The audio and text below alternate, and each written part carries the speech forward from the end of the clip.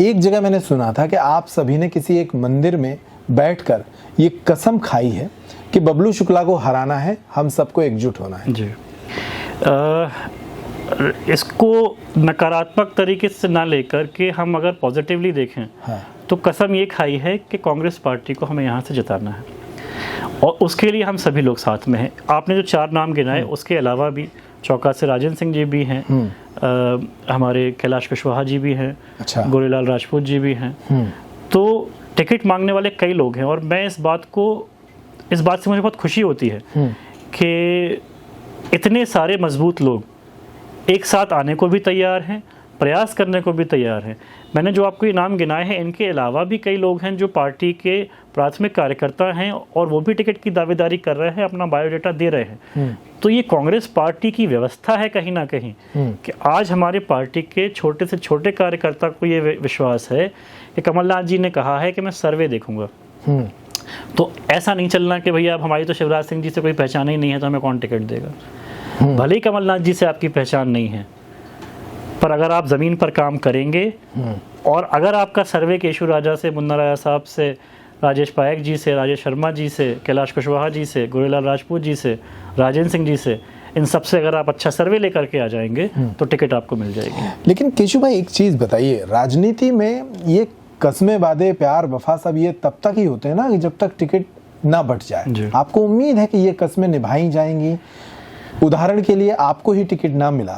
आप घर बैठेंगे? घर नहीं बैठेंगे भाई साहब, कांग्रेस पार्टी को जिताने का काम करेंगे। अगर आप फिर किसी और दल से चुनाव नहीं लड़ेंगे? जो हम लोगों ने आपसे कसम की बात करी है, किसी भी कांग्रेसी को टिकट मिलता है, जितने भी लोग जो आपके कांग्रेस परिवार के हैं, हाँ। इनमें से किसी को भी टिकट मिलता है, आप बिल्कुल दावे के साथ मेरा नाम वहां लिख सकते हैं कि मैं किसी दल से चुनाव नहीं लड़ूंगा, मैं कांग्रेस पार्टी को जिताने का काम करूंगा।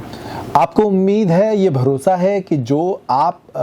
ऑन कैमरा ये स्टेटमेंट दे रहे हैं, आपके बाकी लोग भी इस पर काबिज रहेंगे? वो देखिए, मुझे विश्वास है, हालांकि मेरी राजनीतिक उम्र इतनी है नहीं, और कई लोग, जब मैं ये कहता हूँ कि मुझे विश्वास है, तो कई लोग मुझसे कहते हैं कि विश्वास में आपको चुनाव हार जाना है।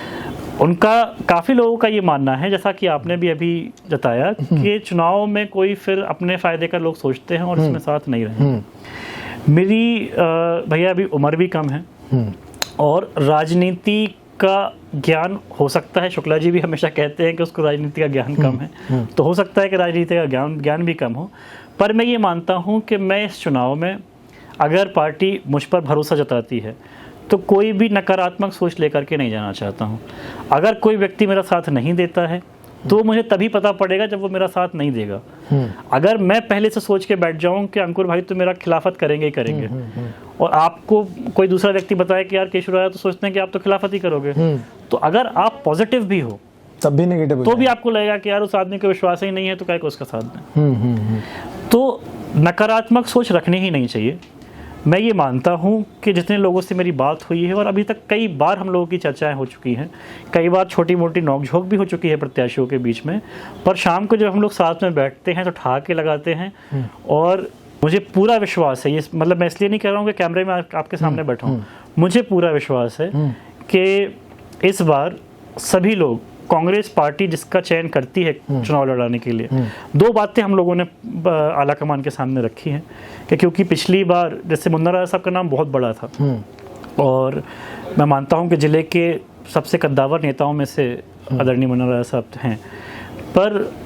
बिजौर की जनता ने एक रुख दिखाया कि भाई हम बाहरी प्रत्याशी को वोट नहीं देना चाहते। उसमें मैं कमी मानता हूं कि गुड्डन पाठक जी को तो पहले बहुत अच्छे वोट मिले, वो भी बाहर से आए थे,